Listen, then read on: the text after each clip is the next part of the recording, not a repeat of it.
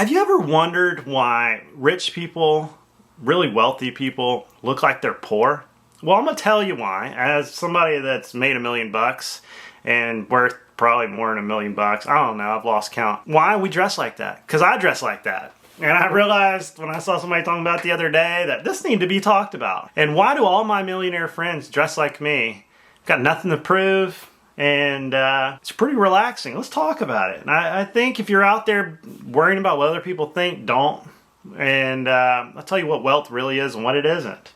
And once you realize that, this isn't high school, you'll understand. Somebody actually made a comment the other day of my cheap t-shirts and my Costco hat. But as a millionaire and somebody that works around a lot of millionaires and represents millionaires and seen the finances of millionaires, I'm going to tell you why they look like they're poor. I'm going to try to lay some knowledge on you. Something that nobody told me, a lot of people don't understand, and they wrote an entire book about it called Millionaire Next Door. Something most everyday millionaires learned was that looking rich is a good way to be poor. It's expensive to look rich, and at every level that you grow in your wealth, you are going to learn a different set of skills and knowledge, right? The first, 10, 50,000, you're going to learn how to save.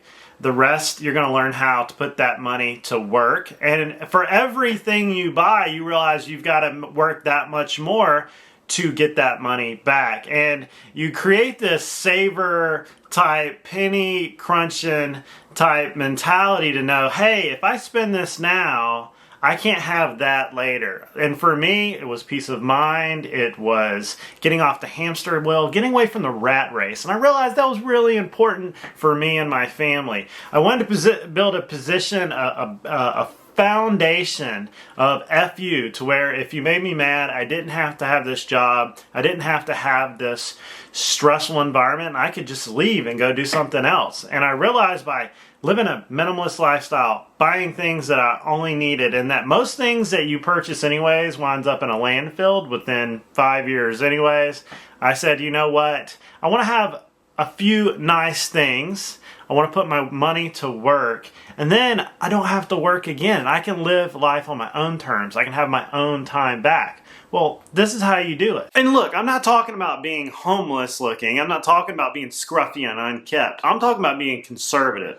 Cool, calm, dressed casual, but just enough. We're not talking about like designer labels. We're not talking about Gucci shoes. We're not talking about Rolexes. We're not talking about gold chains.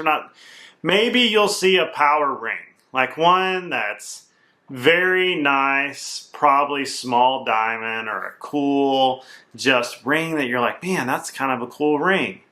But he's in khaki shorts and an old polo. See, these type of people know there's a time and place to respect the office, respect who he's talking to, and we'll wear that suit when it comes time.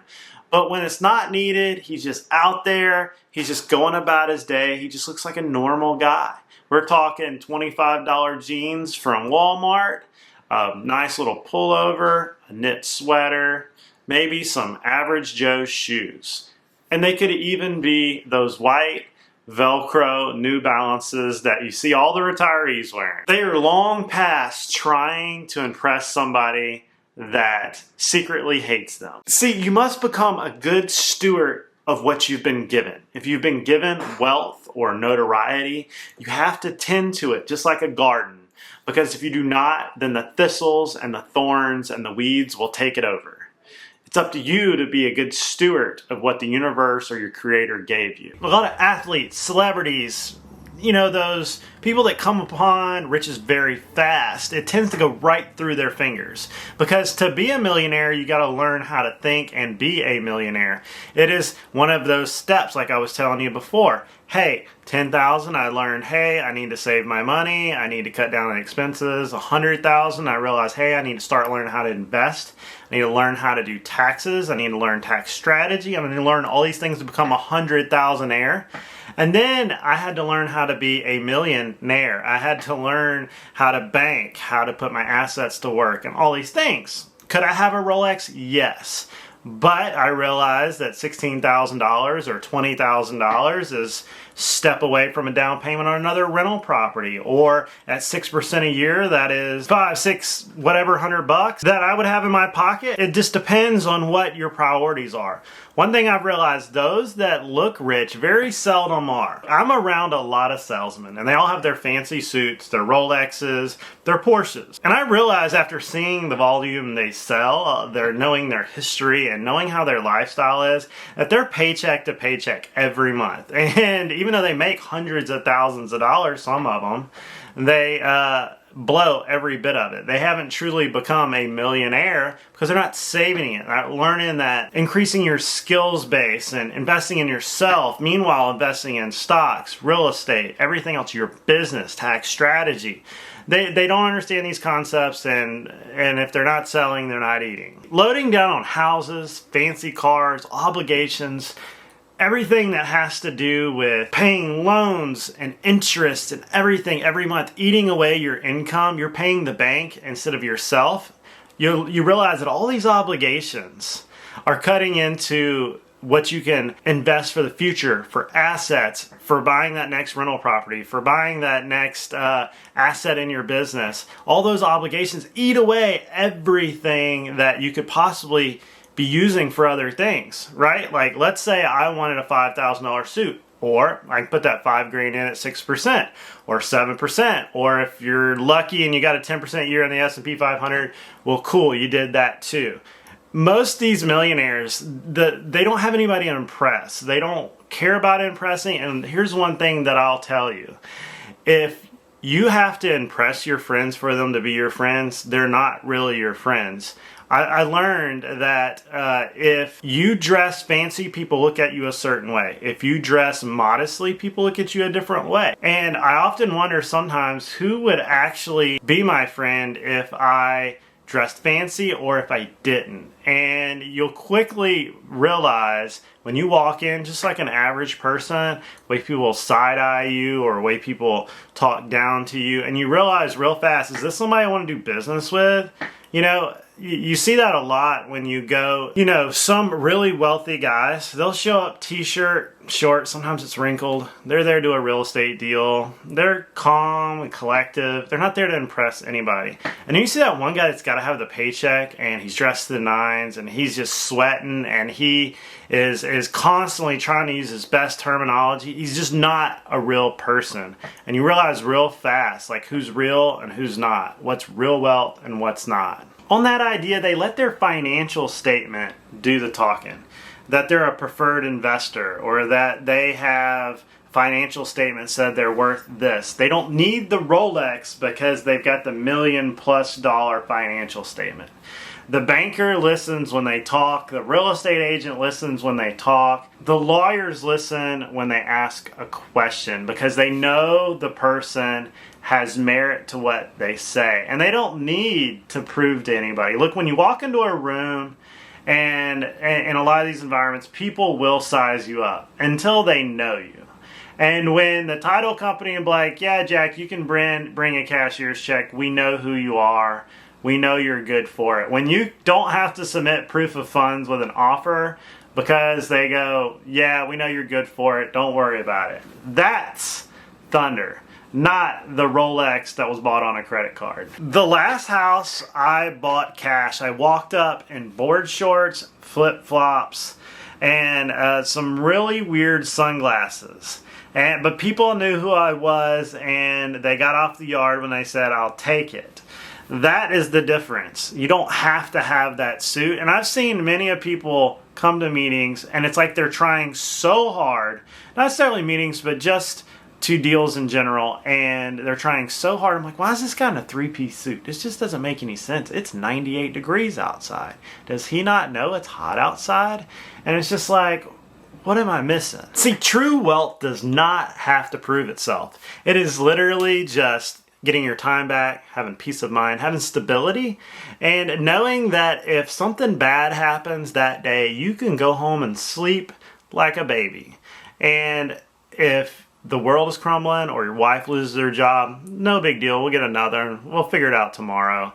That is power. The position of FU is power. When you have the money to pay your taxes, the money to pay for your insurance for your house, the money to keep the light bill on, the power bill, the garbage bill, pay for everything in your life indefinitely.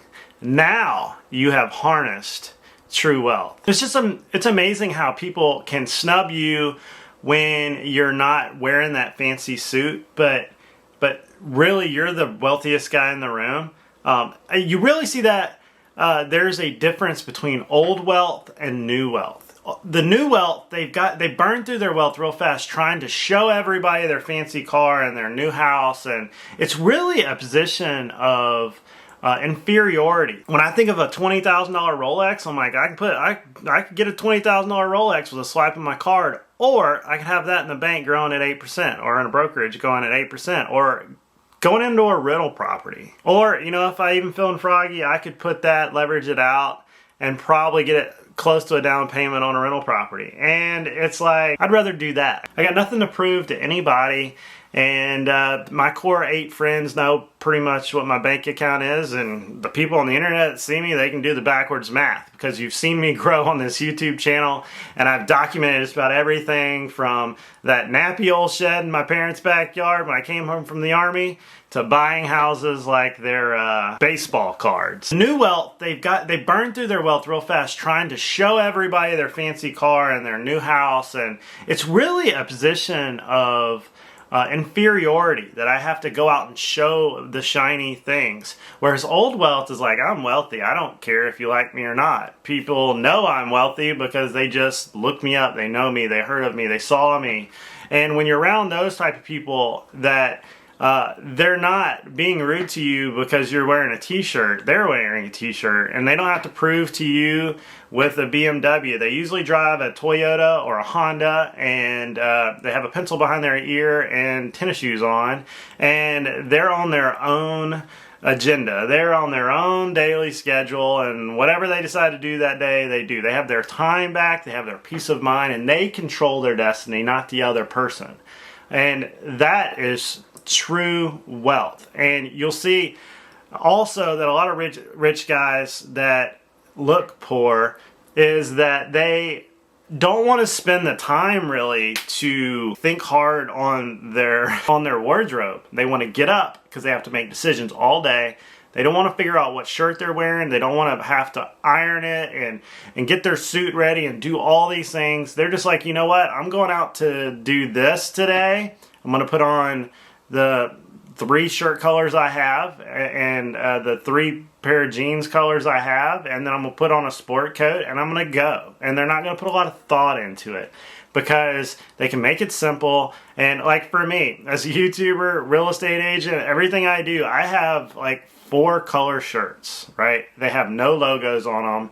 They fit good. They're nice shirts, but they were not expensive. And when one gets a stain on it, I throw it away. I put another one in there. Very simple thought, right? I put a sports coat on a t-shirt with a nice pair of pants, a nice pair of shoes, and it'll look fine. Or I can take that same shirt and go to the gym with a pair of gym shorts. It's just the difference in the way you look at it. I've come to a spot in my life where I'm financially set, and that I don't have to impress the people around me. They hang around me because they want to be around me. And when I first kind of got to that point, I wouldn't tell anybody. I don't even think my wife knew how much was in my account or not. People would kind of question, how can you float around all day? Until finally, I just found my core set of friends. Heck, one of the richest guys in my core set of friends is surfs every day, and nobody even knows he's got any money because he has a dinky old surfboard or a kayak he uses and a regular truck, and he lives in a little bitty house, but he owns 4 of them.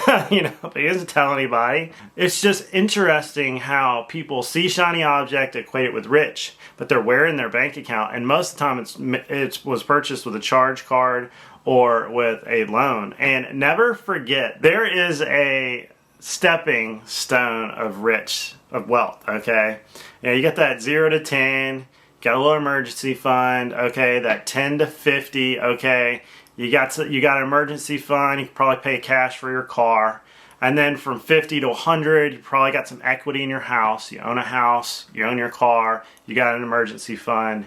And then you've got the guy that's paid off his house, emergency fund, paid off car. So like, let's say net worth 500 grand or so. And then you've got a millionaire. Now, I'm not talking about a millionaire through debt, through leverage, like has 20 grand, say 50 grand in a $200,000 house.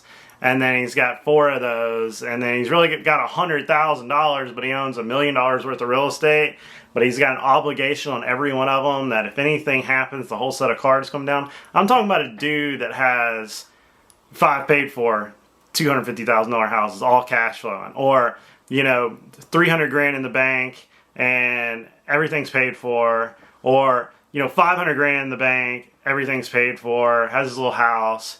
And then there's liquid millionaires, okay, dudes that can walk in and buy a 16-unit apartment complex, no qualms, walk in, it's mine, see you later, close the deal, difference, okay?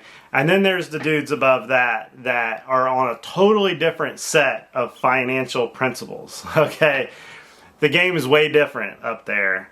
And these guys bank at different places, and most people cognitively cannot understand wealth above that.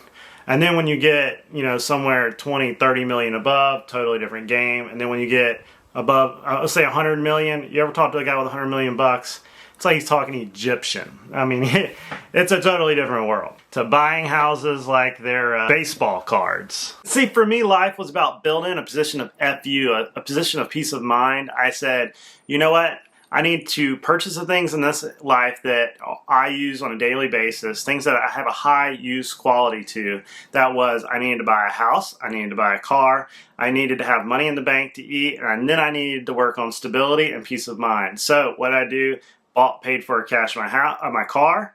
I paid for cash with my house. I saved up for these things. I lived off, 30% of my income. I lived with a roommate for many years until I was able to do that. And then once I got to a certain point, I want to make a video on this about once you get over 100,000, how your wealth accelerates. I did these things to build a good solid base before I could actually start building some financial wealth. And you can't really skip these steps. Yeah, some people get lucky and gets catapulted from it, but you've got to build this base.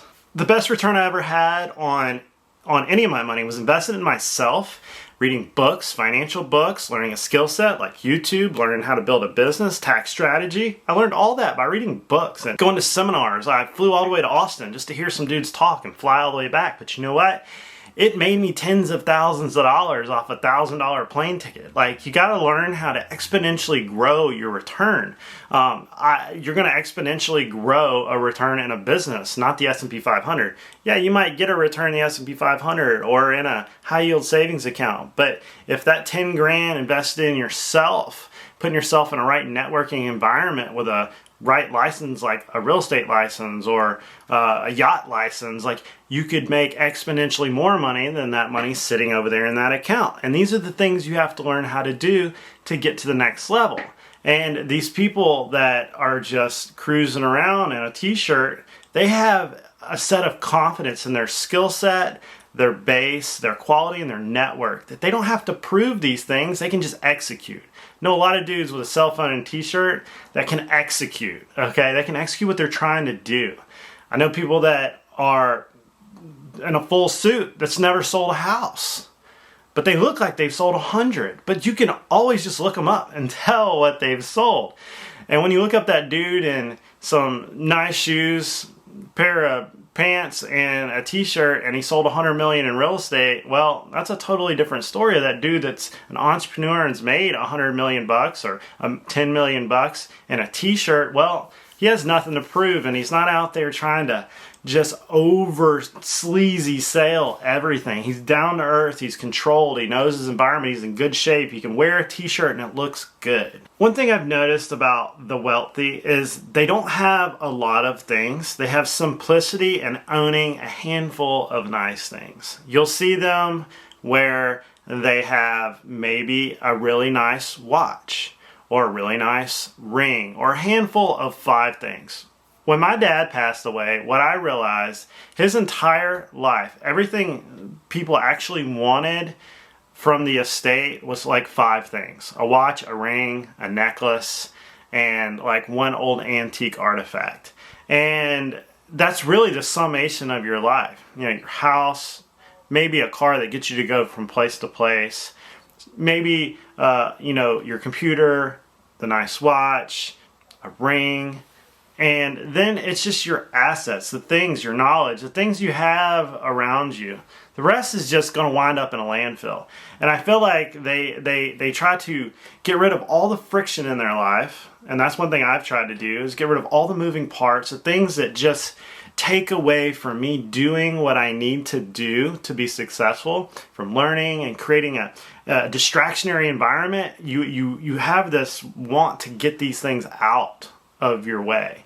Get the weeds out of your garden. And once you do that, you can really focus on what you're trying to do, and everything just exponentially goes. When I don't spend money on dumb stuff going out, that things that I don't even want or need, and I'm putting it away, getting compound interest, after a while it just takes off. You know, that let's say $160,000 I had sitting in a bank account doing nothing. One day a deal walked up, and I almost doubled that money on a house inside 4 months, okay?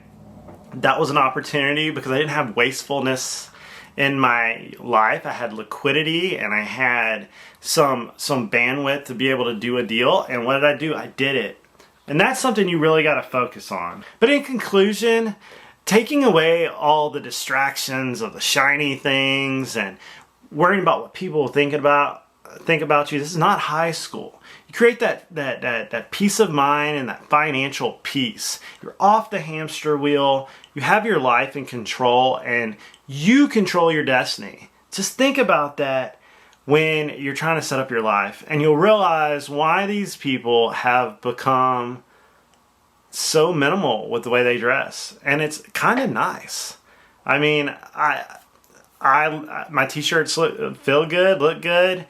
Get a stain on them, throw it away. I don't have to think about colors. They all match everything I own. Pretty much have like 3 colors of shorts, and I only wear jeans. And yeah, I have a suit in the closet when I need it, but I rarely need it. And I've realized most of the people I'm doing business with, they dress just like me. And it's too hot in Florida to dress fancy. So that's really it. Comment down below what you think. And realize, hey, if you're on your way to be a millionaire, or somebody's making fun of you for not having a Rolex, don't worry about it. I can buy one anytime I want to with my debit card or my credit card. Don't need it. Hasn't kept me from getting a big deal yet. And I'll see you guys later.